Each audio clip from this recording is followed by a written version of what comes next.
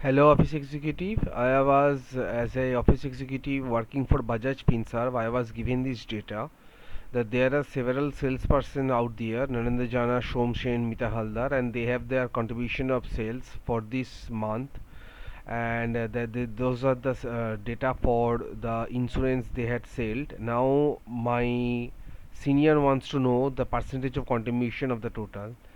So we can easily find out the total by simply using here just simply by pressing alt equal to, that's for the shortcut key for auto sum. So if you forget the shortcut key for auto sum, there is a in the home section, in the home tab there is a particular option. So in the home tab here it is this option particular, this is auto sum, whose shortcut is alt equal to, but our motto is to find out the percentage of contribution of these persons of the out of 100. So what I will be doing is that I will be selecting this range of cell, and here I will be getting a button known by the name of quick analysis. After clicking on it, I will be given several options. So I will be selecting the option totals from here.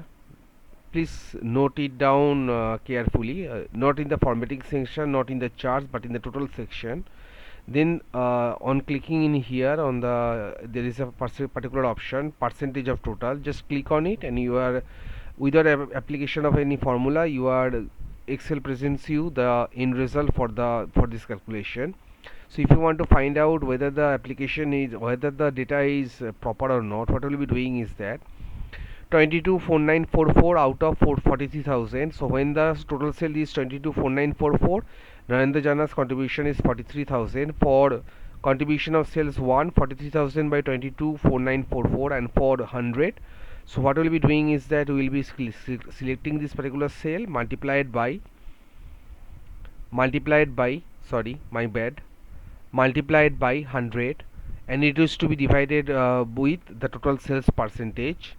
Let's hit enter. It is showing 19.11 and the result is 19.12, so 59. So as you can already assume that 19.1159 it definitely means 19.12%.